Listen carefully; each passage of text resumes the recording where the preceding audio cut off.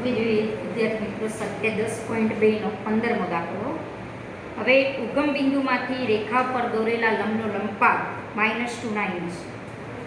ધારો કે આ બિંદુ આપણું ઉગમ બિંદુ, આ ઉગમ બિંદુથી કોઈ એક આ રેખા ઉપર લંબનો લંબપાત -9, ધારો કે આને ઉગમ બિંદુનો O કહીએ, લંબના લંબપાતને N કહીએ.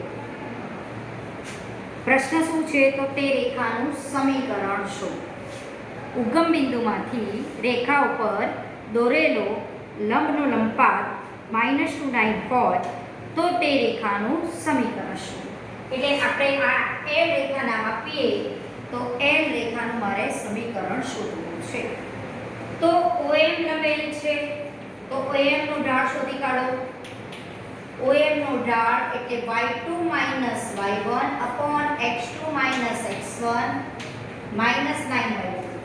L એ OM ને લંબ છે, માટે L નો ઢાળ બરાબર 2/9 થાય. બંનેના ઢાળનો ગુણાકાર -1 થવો જોઈએ, બે રેખાઓ લંબ હોવાથી. L રેખા -9 માંથી પસાર થાય છે, ઢાળ ખબર છે તો બિંદુ ઢાળ સમીકરણ પરથી રેખા L નું સમીકરણ જે -9 માંથી પસાર થાય છે આ રેખા,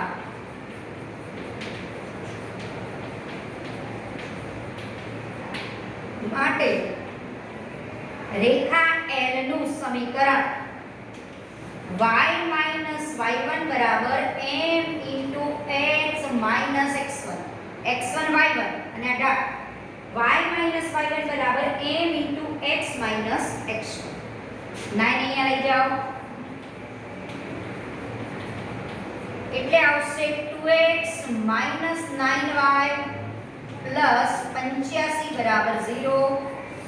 આ થઈ આપણી રેખા L નું સમીકરણ. બરોબર? OM ને જે લંબ રેખા L છે એ રેખા L નું સમીકરણ. હવે જોઈએ દાખલા નંબર 16. તાંબાના તારની લંબાઈ L સેન્ટીમીટરમાં આપી છે, તાપમાન એનું સેલ્સિયસમાં આપ્યું છે, એમની વચ્ચેનો સુરેખ સંબંધ છે. એટલે કે તમે આનો મતલબ શું થયો? આને ગ્રાફ નથી આપ્યો પણ તમે એનો મતલબ આવો કરી શકો. ધારો કે કોઈ આ ગ્રાફ છે, અહીંયા L છે, અહીંયા C છે, તાપમાન છે, લંબાઈ છે અને એનો ગ્રાફ તમારો એક સુરેખ સંબંધ છે. એટલે એ L અને C બિંદુ મુકતા, બીજા L અને C બિંદુ આપેલા છે મુકતા એ બધા બિંદુઓને જોડો તો એનો આલેખ સુરેખા થાય, એવો મતલબ છે, સુરેખ સંબંધ છે. એટલે કે L અને C વાળા, L એટલે કે અહીંયા આપ્યું છે તમારા તારની લંબાઈ અને C એટલે તારનું તાપમાન, એટલે એના વચ્ચે સુરેખ સંબંધ છે. એટલે L અને C વાળું રેખાનું જે સમીકરણ છે, તમે જેવી રીતે રેખા ax + by + c બરાબર 0 છે એ ટાઈપનું x અને y ની જગ્યાએ L અને C માં સમીકરણ મળે. સુરેખ સંબંધનો મતલબ આ છે. એટલે કે AL + BC + D લો કોઈ અચળ બરાબર 0. આ ટાઈપનું સમીકરણ છે, એમના વચ્ચે સુરેખ સંબંધ છે. હવે એક પ્રયોગમાં જણાવ્યા અનુસાર જો L આપણો 124.942, L બરાબર 124.942 છે, ત્યારે તાપમાન C બરાબર 20 છે અને L બરાબર જ્યારે 134 છે ત્યારે C તમને આપ્યો છે 110. તો L અને C વચ્ચેનો સુરેખ સંબંધ શોધો એવો આપણને પ્રશ્ન કરેલો છે. L અને C વચ્ચેનો સુરેખ સંબંધ શોધો. એટલે કે અહીંયા કોઈ બે બિંદુ આપ્યા છે અને ગમે તે બે બિંદુ આપ્યા છે, તમે y અક્ષ ઉપર આને લઈ શકો અને C ગમે ત્યાં લઈ શકો સુરેખ સંબંધ માટે. પણ આ બે બિંદુને જોડો તો એક બિંદુ તરીકે અહીંયા આપણે આવું વિચારી શકીએ 124.942 અને 20. બીજું બિંદુ છે 125.134, 110. આ બે બિંદુઓ છે. હવે આ બે બિંદુને જોડો એટલે એક રેખા ઉપર આવેલા છે એવો મતલબ કરવાનો. હવે આ બે બિંદુ આપેલા બિંદુઓ પરથી L અને C વચ્ચે આપણે સુરેખ સંબંધ મેળવવો છે. હવે જેવી રીતે કોઈ રેખા ઉપર જો x1 y1 ને x2 y2 બે બિંદુ આપેલા ખબર હોય તો રેખાનું સમીકરણ શોધી શકાય. એમ જ તમે આ બે બિંદુ આપણને આપેલા છે એના ઉપરથી પણ આપણે રેખાનું સમીકરણ શોધી શકીએ. ત્યાં શું કરતા હતા આપણે? આ x1 y1 ના x2 y2 બિંદુ હોય તો રેખાનું સમીકરણ શોધવા x x1 x2 x1 બરાબર y y1 y2 y1 આવું બિંદુ શોધતા હતા. અહીંયા xy તરીકે આ l છે તારની લંબાઈ. આને હું l1 c1 બિંદુ કહું, આને હું l2 c2 બિંદુ કહું. x1 y1 ની જગ્યાએ અને x2 y2 ની જગ્યાએ આપણે l1 c1 અને l2 c2 બિંદુ નામ આપ્યા. તો અહીંયા આવશે x ની જગ્યાએ તમારો l, y ની જગ્યાએ આવશે c, x1 ની જગ્યાએ આવશે l1, x2 ની જગ્યાએ આવશે તમારો અહીંયા l2 અને y1 ની જગ્યાએ c1 અને y2 ની જગ્યાએ c2 બિંદુ મૂકવાના રહેશે. તો આવા બિંદુમાંથી બે બિંદુમાંથી પસાર થતી રેખાનું સમીકરણ આપણે અહીંયા શોધી શકીએ આ પ્રમાણે. આમાં શું મુકાશે? આ વસ્તુ આપણે મગજમાં આ l l1 l2 l1 બરાબર c c1 upon c2 c1 આવું આપણું સમીકરણ બનશે કે l l1 upon l2 l1 બરાબર c c1 upon c2 c1. આવું મારું આ બે બિંદુને જો ધારો કે નામ આપું a અને b, બરોબર, એ બે બિંદુમાંથી પસાર થતી રેખા AB નું આ સમીકરણ કહેવાશે. રેખા AB નું સમીકરણ કહેવાશે. હવે આનું આપણે આપી દઈએ સાદુરૂપ આપીએ એટલે l1 ની જગ્યાએ મૂકી દઈએ 124.942 માઇન અપોન l2 એટલે 125.134 ઓછા 124.942 બરાબર c c1 એટલે 20, c2 c1 એટલે 110 ઓછા 20, l 124.942 ભાગ્યા હવે 125.134 ઓછા 124.942 બંનેની કરો બાદબાકી એટલે આવશે 0.192 110 ઓછા 20 એટલે 90 આવશે. એટલે l 124.942 બરાબર આ પદ તમે જે 0.192 વાળું છે એ તમે સામે લઈ જાઓ તો અહીંયા ભાગાકાર વાળું પદ ગુણાકારમાં આવશે અને c - 20/90 આ તો આ પદ એમના રહેશે. તમે આ પદને સામે લઈ જવું હોય તો માઈનસ વાળું પદ પ્લસમાં પણ લઈ જઈ શકો છો. અને આ જે પદ છે આ 90 વાળું ભાગાકારમાં એ તમે અહીંયા ગુણાકારમાં પણ ત્યાં આપણે એને ખસેડી શકીએ છીએ. એટલે આપણને જે ચોપડીમાં જવાબ આપ્યો છે આ ફોર્મમાં આપ્યો છે l બરાબર સામે ખસેડો 124.942 પ્લસ 0.192 ગુણ્યા c - 20/90 બરોબર. આ 90 તો આના ભાગાકારમાં કેવા આના ગમે ત્યાં અહીંયા 90 મૂકી શકો, અહીંયા મૂકો કે અહીંયા મૂકો. આ આપણો જવાબ થશે l અને c વચ્ચેનો સુરેખ સંબંધ દર્શાવતું એક સૂત્ર થશે. જો કોઈ પૂર્ણાંક સંખ્યાઓ આવતી હોત તો આપણે શું કરત? ધારો કે આ પૂર્ણાંક આવતા હોત તો આને ગુણી કાઢત ને 9 આ 90 વડે ભાગી કોઈક એક સંખ્યા લાવતા આગળવાળા સંખ્યા સાથે સરવાળો કરો. પણ આપણે આટલું કરો તો આમાં ચાલે, કારણ કે બધી અપૂર્ણાંક કિંમતો છે એટલે કોઈ ફાયદો અહીંયા થશે નહીં. ભાગ્યા 90 કરવા પડે અહીંયા.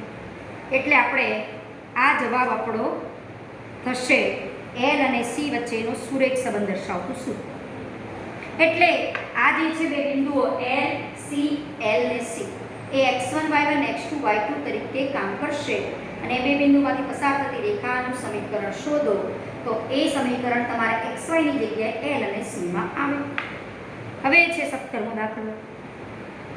એક દૂધના વેચાણ કેન્દ્રનો માલિક પ્રત્યેક અઠવાડિયે 980 લીટર દૂધ 14 રૂપિયા પ્રતિ લીટર અને 1220 લીટર દૂધ 16 રૂપિયા પ્રતિ લીટરે વેચે છે. જો દૂધની વેચાણ કિંમત અને માંગ વચ્ચે સુરેખ સંબંધ છે તેમ માની લઈએ તો પ્રત્યેક અઠવાડિયે 17 પ્રતિ લીટરના ભાવે કેટલા લીટર દૂધ વેચી શકે? 17 રૂપિયા લીટર વેચે તો કેટલા લીટર દૂધ વેચે? એ આપણો પ્રશ્ન છે. હવે આ પ્રશ્ન પણ લગભગ આના જેવો જ થયો આજે 16મો દાખલો છે. એમાં 16મા દાખલામાં તમે ધારો કે એમ કે કોઈ તાપમાન તમને આપે કે 34 અંશ છે, તો તારની લંબાઈ કેટલી? તો સીની જગ્યાએ તમે 34 મૂકો તો તમને તારની લંબાઈ મળે. એવું જ છે અહીંયા તમને દૂધના વેચાણનો 1 લીટરનો ભાવ આપ્યો છે ને કેટલા લીટર દૂધ વેચે છે એ આપ્યો છે, બરોબર. અને એના પરથી એને એમ કીધું છે કે આવું એક સુરેખ લીધે લાવી દો, લીટર દૂધ કેટલું વેચે છે અને એનો ભાવ કેટલો, એટલે રૂપિયા અને લીટર વચ્ચેનો ગ્રાફ બતાવ્યો છે. અને એ સુરેખ સંબંધ હશે અને એના ઉપરથી અહીંયા તમને લીટરનો ભાવ આપેલો છે તો કેટલા લીટર દૂધ વેચાય એ આપણને પ્રશ્ન કરેલો છે. દાખલા નંબર જોઈએ 17.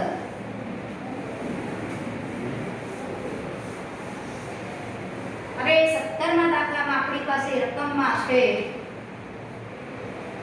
એક દૂધના વેચાણ કેન્દ્રનો માલિક અઠવાડિયે 980 લીટર દૂધ 14 રૂપિયે પ્રતિ લીટર વેચે છે, બરોબર. તો 980 લીટર દૂધ એ 14 રૂપિયા લીટરના ભાવે વેચે છે.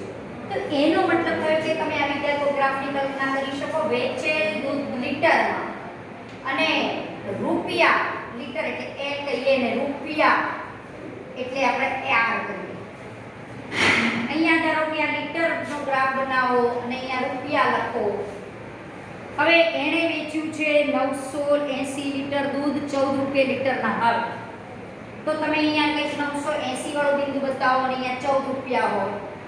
પછી બીજું કીધું છે કે 1220 લીટર દૂધ 16 રૂપિયા વેચે છે. ધારો કે અહીંયા 1220 અને આ 16 1220 લીટર અને 16 રૂપિયા ભાવનું છે. 980 લીટર દૂધ 14 રૂપિયા ભાવે વેચે છે. તો આ બંને આના ઉપરથી ધારો કે આને A નામ આપીએ અને B નામ આપીએ. આના વચ્ચે પછી આટલા લીટર વેચે છે. હવે દૂધની વેચાણ કિંમત અને માંગ વચ્ચે સુરેખ સંબંધ. માંગ એટલે કેટલા લીટરની માંગ છે એ વસ્તુ. માંગ કહીએ અને કેટલા રૂપિયા લીટર વેચે છે એ વેચાણ કિંમત થઈ. એટલે આને કેટલા લીટરની માંગ છે ને એની વેચાણ કિંમત પણ તમે આને વિચારી શકો. વચ્ચે સુરેખ સંબંધ છે. માંગ આ એના કેટલા લીટરની માંગ અને આ વેચાણ કિંમત છે કે આટલા લીટરની માંગ હોય કે આટલા રૂપિયા લીટર વેચવું હોય તો કેટલી માંગ હોવી જોઈએ એ પ્રશ્ન છે. તો પ્રશ્ન એનો એમ કીધો છે કે પ્રત્યેક અઠવાડિયે ₹17 પ્રતિ લીટરના ભાવે કેટલા લીટર દૂધ વેચી શકે. અત્યાર સુધી શું હતું? એણે 980 લીટર વેચ્યું અઠવાડિયે. કેટલા લીટરના ભાવે? 1 લીટરનો 14 રૂપિયા ભાવ. એ રીતે એણે 980 લીટર વેચ્યું. અને એક બીજું અઠવાડિયે એણે 16 રૂપિયા પ્રતિ લીટરના ભાવે 1220 લીટર દૂધ વેચ્યું. હવે આપણો પ્રશ્ન છે કે એ ભાવ જો 17 રૂપિયા કરે પ્રતિ લીટરનો ભાવ તો એ કેટલા લીટર દૂધ વેચી શકે. પ્રત્યેક અઠવાડિયે પહેલા અઠવાડિયે તેને 14 રૂપિયા લીટર રાખ્યું હતું, બીજા અઠવાડિયે 16 રૂપિયા લીટર રાખ્યું અને એમ હવે કહે છે કે 17 રૂપિયા જો લીટર રાખે તો કેટલું દૂધ એ વેચી શકે. તો પહેલા આગળના દાખલા જેવો જ થયો. અહીંયા બે બિંદુઓ છે. એ બે બિંદુઓમાંથી પસાર થતી રેખાનું આપણે સમીકરણ શોધી કાઢીએ. રેખા AB નું સમીકરણ શોધો. હવે રેખા AB નું સમીકરણ શોધવા માટે બે બિંદુઓ ખબર છે. તો બે બિંદુમાંથી પસાર થતી રેખાનું સમીકરણ આને x1 y1 અને x2 y2 બિંદુ તરીકે લો તો x - x1 x2 - x1 બરાબર y - y1 y2 - y. હવે એમાંથી અહીંયા લીટર છે તો હું આ ધારો કે આ બિંદુને L1 R1 કહું, આને L2 R2 કહું, બરોબર. તો આ બે બિંદુમાંથી પસાર થતી રેખા AB નું સમીકરણ એટલે x તરીકે L લીટર લીધું છે. L - L1 upon L2 - L1 બરાબર y એટલે કે R R - R1 upon R2 - R1 બરોબર. L - 980 1220 ઓછા 980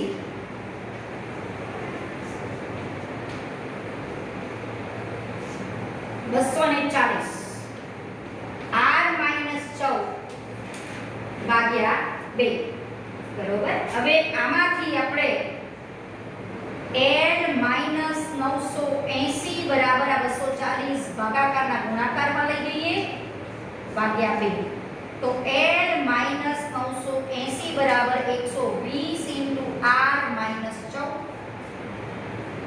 હવે આમાંથી L અને R વચ્ચે સુરેખ સંબંધ દર્શાવતું સૂત્ર મેળવી દઈએ. L માઈનસ 980 બરાબર 120 R માઈનસ 120 ઇન્ટુ 14. અને આ ન મેળવવું હોય ને આટલું રાખો તો પણ ચાલે. તમને ભાવ આપ્યો છે R બરાબર શું આપ્યું છે 17 લીટર. આનો ગુણાકાર કરવો હોય તો પછી 120 ગુણ્યા 14 કરવું. એના કરતાં અહીંયા સીધા R બરાબર આપણે 17 મૂકી દઈએ એટલે આપણો ગુણાકાર સરળ થઈ જાય. હવે આપણને આપ્યું છે 17 રૂપિયા પ્રતિ લીટરના ભાવે અઠવાડિયે બીજા અઠવાડિયાનો ભાવ એને 17 રૂપિયા પ્રતિ લીટર રાખીએ તો L માઈનસ 980 R બરાબર આમાં 17 મૂકો 17 એટલે અહીંયા શું છે ધારો કે અહીંયા 14 બિંદુ છે અહીંયા આપણું 16 છે તો એમ કહે છે કે 17 રૂપિયા ભાવ કરે ને તો કેટલા લીટર દૂધ વેચાય છે એ પૂછ્યું છે 120 17 ઓછા 14 એટલે 3 12 36 સરળતાથી ગુણાકાર થઈ ગયો. ગુણાકાર કરવો ય ન પડે 360 વત્તા 980 એટલે આટલા લીટર 1340 લીટર. જો 17 રૂપિયાનો ભાવ રાખે બીજા અઠવાડિયે તો એનું 1340 લીટર દૂધ વેચાય. બરોબર આ આપણો જવાબ થશે. દાખલા નંબર જોઈએ 18. દાખલા નંબર 18 એટલે આ આવી જ વસ્તુ થઈ કે ધારો કે બે બિંદુમાંથી પસાર થતી રેખા ખબર છે ને ત્રીજા બિંદુનું મને વાયામ ખબર હોય 17 તો હું એક્સયામ શોધું એ વાત. એટલે એ બધા બિંદુ એક રેખા ઉપર જ આવવાના. એક રેખસ્થ કહેવાશે સમરેખ કહેવાશે.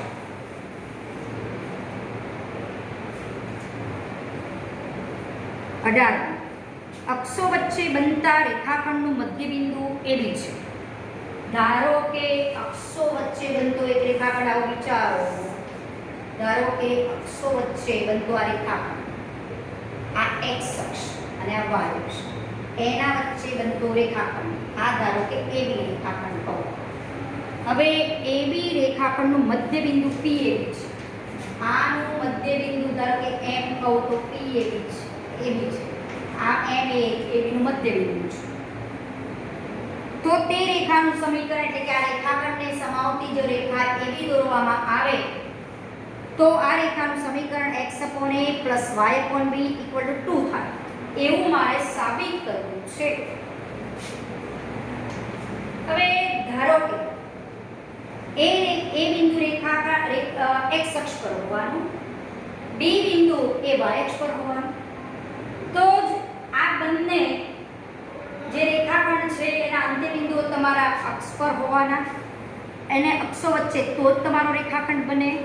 અને એ રેખાખંડનું તમને મધ્યબિંદુ આપેલું છે અને એમાંથી તમારે આ રેખાનું સમીકરણ શોધવાનું છે. એને L નામ પણ આપી શકો. L કહો કે રેખા AB કહો કે રેખા AN કહો કે રેખા BM કહો, ગમે તે રેખા કહી શકો. એનું મારે સમીકરણ શોધવું છે. હવે કોઈ પણ રેખાનું જો સમીકરણ શોધવું હોય તો રેખા કયા બિંદુમાંથી પસાર થાય છે બિંદુ તો આપણને ખબર છે. બરોબર. હવે આના ઉપરથી એક આઈડિયા આપણે એવો પણ વિચારી શકીએ કે જો આનું મધ્યબિંદુ A B હોય તો આના આ અંતર જો હું 2a લઉં અને આ B એ y અક્ષ પરનું બિંદુ હોવાનું એટલે એનો એક્સિયમ 0 હોવાનો તો 2a 0 એટલે 2a/2 કરું એટલે m એનું મધ્યબિંદુ બની જાય. તો આ b ના આયામ આપણે 2b પણ લઈ શકીએ. 2b 0 એટલે 2b 2b/2 એટલે b. બરોબર. એટલે આ તમે આવા આયામ લો તો મધ્યબિંદુ સરળતાથી દેખાય. AB એ આ રેખાખંડ AB નું મધ્યબિંદુ છે. હવે મને સરળતાથી ખબર પડે કે આ તો અંતઃખંડવાળી રેખાનું સમીકરણ થયું. આ મારો x અંતઃખંડ 2a લીધો કહેવાય, y અંતઃખંડ 2b લીધો કહેવાય. તો x અંતઃખંડ 2a હોય અને y અંતઃખંડ 2b હોય તો રેખાનું સમીકરણ x/2a + y/2b = 1 અને x/a + y/b 1/2 કોમન કાઢો 2 સામે લઈ જાવ એટલે આપણું સાબિતી પૂરી થઈ જાય. આ રીતે પણ વિચારી શકો દાખલા. અને તમારે આ બે બિંદુ આપ્યા છે, બે બિંદુની મદદથી રેખા AB શોધવી હોય તો એ શોધી શકો. આ બીજો રસ્તો. બધું ત્રીજો રસ્તો એમ પણ વિચારી શકાય કે આમાંથી હું અહીંયા લંબ દોરું તો OM ના ઢાળ ઉપરથી મને AB નો ઢાળ મળે. AB નો ઢાળ ખબર પડે અને AB રેખા AB માંથી પસાર થાય છે એ ખબર પડે તો ઢાળ બિંદુ સમીકરણ ઉપરથી રેખા AB નું સમીકરણ શોધી શકો. આટલા રસ્તા છે આપણી પાસે આ સાબિતી આપવાના. એમાંથી ગમે તેનો તમે ઉપયોગ કરી શકો. હવે આમાં મેં આવું લીધું છે કે તો જ મારું મધ્ય બિંદુ 2A થાય. અહીં રેખાખંડ AB નું મધ્ય બિંદુ MAB છે માટે A ના યામ 2A 0 અને B ના યામ 0 to B લઈ શકાય તો જ એનું મધ્ય બિંદુ AB હોય. બરોબર. હવે આ અંતઃખંડ વાળી રેખાનું સમીકરણ થયું માટે રેખા L નો x અંતઃખંડ થયો 2A અંતઃખંડ બરાબર 2A. રેખા L નો y અંતઃખંડ થયો 2B માટે રેખા L નું સમીકરણ x upon x અંતઃખંડ plus y upon y અંતઃખંડ બરાબર 1 માટે x upon a plus y upon b 1/2 common કાઢો અને આ 2 અહીંયા લઈ જાઓ જે આપણે માંગેલ રેખાનું સમીકરણ આવી જાય. માંગેલ રેખાનું સમીકરણ બની અને બીજો તમને બીજી એક હિંટ આપું કે એ રીતે પણ તમે દાખલો કરજો. આને x1 y1 અને x2 y2 તરીકે વિચારી અને રેખા AB નું સમીકરણ શોધશો અને સાદુરૂપ આપશો તો આ જ આવશે. પછી OM અહીંયા લંબ દોરો. OM નું ઢાળ b/a થાય કારણ કે x1 y1 x2 y2 x1 y1 x2 y2 તરીકે વિચારો તો OM નું ઢાળ b/a થાય માટે AB નો ઢાળ -a/b થાય. ઢાળ ખબર છે, બિંદુ ખબર છે તો ઢાળ બિંદુ પરથી રેખા AB અથવા તો L નું સમીકરણ તમે શોધી શકો. આ રીતે પણ શોધી શકાય. પછી છે આગળ 19મો દાખલો. એક બિંદુ RH છે. દાખલા નંબર 19. 19મા દાખલામાં આપણી પાસે જે વસ્તુ આપેલી છે એનો ઉપયોગ કરીએ આપણે. બિંદુ RH કે જે રેખાના અક્ષો વડે બનતા રેખાખંડનું બિંદુ 1:2 ગુણોત્તરમાં વિભાજન કરે છે. એટલે આ ટાઈપનો થોડોક દાખલો થયો આવે. ધારો કે આ રેખાખંડ અક્ષો વડે કપાયેલો રેખાખંડ છે AB. એનો એક અંત્ય બિંદુ x અક્ષ પર ને એક અંત્ય બિંદુ રેખાખંડનું y અક્ષ પર હોય તો અક્ષો વડે કપાયેલો રેખાખંડ કહેવાય. અક્ષો વડે બનતા રેખાખંડનું એક બિંદુ છે RH કે કોઈ RH કે બિંદુ છે.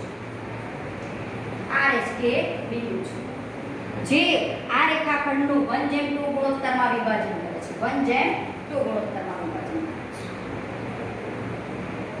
તો તે રેખાનું સમીકરણ આ રેખાનું સમીકરણ શોધવાનું કીધું છે આપણને. એટલે કે રેખા AB નું સમીકરણ આપણને શોધવાનું કીધું છે. હવે અહીંયા વિભાજન કરતું બિંદુ કયું છે આપણું RH કે કયા ગુણોત્તરમાં વિભાજન કરે છે AB નું 1:2 ગુણોત્તરમાં વિભાજન કરે છે. ધારો કે A ના યામ આપણે વિચારીએ એનો y યામ તો 0 જ હોય, B નો x યામ 0 હોય. બરોબર. હવે અહીંયા ધારો કે x યામ ગમે તે છે તમે અહીંયા મધ્ય બિંદુ નથી તો અહીંયા 2a છેડવાનું. h કે મધ્ય બિંદુ નથી તો અહીંયા ધારો કે આનો x યામ x છે અને આનો y યામ y. મધ્ય બિંદુ હોય તો જ અહીંયા 2h ને ટૂંકે લઈ શકું. RH કે એનું મધ્ય બિંદુ નથી. ખાલી RH કે બિંદુ એવું છે કે જે રેખાખંડનું 1:2 ગુણોત્તરમાં વિભાજન. આગળના દાખલામાં મધ્ય બિંદુ હતો, અહીંયા મધ્ય બિંદુ નથી.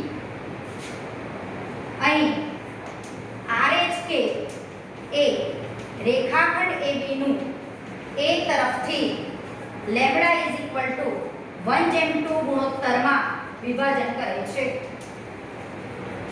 હવે આપણે વિભાજન સૂત્ર ઉપરથી જોયું કે કોઈ બિંદુ વિભાજન આટલા ગુણોત્તરમાં કરતું હોય તો વિભાજન કરતા બિંદુના યામ આપણને ખબર છે કયું બિંદુ વિભાજન કરે છે RH. માટે વિભાજન કરતા બિંદુના યામ બરાબર લેમ્બડા રેખાખંડ AB નું A તરફથી થાય છે લેમ્બડા સાથે B ના યામ lambda x2 plus x1 upon lambda plus 1 lambda y2 plus y1 upon lambda plus 1. અરે અને શું વિચારશો x1 y1 ને અને x2 y2 બરોબર. Lambda x2 plus x1 upon lambda plus 1 તો એ અને બીજો y આમ લેમ્બડા y2 અને x1 y1 અને x2 y2 તરીકે વિચારો. આપણને આપ્યો છે 1/2. આ તો લેમ્ડા * 0 એટલે 0 થઈ જાય અને લેમ્ડા આપણને 1/2 આપ્યો છે. આ નીચે થશે 3/2 ઉપર 2 જાય 2x અને આ નીચે y ને 3 2 લસા ઉડી જશે. 3/2 1/2 y upon 3/2 એટલે y upon 3. આ આપણો HK બિંદુ થયું. બરોબર, વિભાજન કરતા બિંદુના આયામ થયા. r ના આયામ આપણને મળે x ના સ્વરૂપમાં મેળવવા હોય તો 2x/3 અને y/3 મળે. આપણો પ્રશ્ન છે કે રેખા AB નું સમીકરણ શું? બરોબર, હવે રેખા AB નું સમીકરણ જો મારે શોધવું હોય તો આ અંતઃખંડ વાળી રેખાનું સમીકરણ, આમ તો આનો x અંતઃખંડ આપણે તમે વિચારી શકો કે આનો x અંતઃખંડ આ x જેટલું અંતર કાપે છે અને y અંતઃખંડ y જેટલું અંતર કાપે છે. તો તમને એવું હોય તો અહીંયા આપણે x1 લઈએ અને આને y2 લઈએ તો આપણું કામ થોડું x1 લઈએ આને અને આને y2 લઈએ, આ x1 y2 x1 ને y2. હવે રેખા AB તો ખબર હોય કે રેખા AB નું સમીકરણ આપણને ખબર છે અંતઃખંડ વાળું સ્વરૂપનું સમીકરણ છે. આટલું અંતર આપણું x1 કહેવાય, આટલું અંતર આપણું y2 કહેવાય. તો રેખા AB નું સમીકરણ આપણું બને x upon x અંતઃખંડ પ્લસ y upon y અંતઃખંડ બરાબર 1. y અંતઃખંડ આપણો y2 છે. તો આમાંથી તમને x1 ની કિંમત મળે h બરાબર 2x1 upon 3 માટે x1 3h upon 2 અને k y2 upon 3 માટે y2 3k. આ બંને કિંમત આમાં મૂકી દો. 3h upon 2 y2 3k બરાબર 1. આ 2 ઉપર જશે 2x upon 3h plus y upon 3k બરાબર 1. હવે આમાં આપણે લસા લઈ લઈએ. 1 upon 3 તો અચળ છે, કાઢી કાઢો બહાર અને h કે લસા લઈએ તો આ પદ ગુણાશે k વડે 2kx અને આ પદ ગુણાશે h વડે. બરોબર, અને 1/3 આ h કે લસા લીધો 1/3 બહાર કાઢ્યા, બંનેમાંથી 1/3 છે બહાર કાઢી દીધા.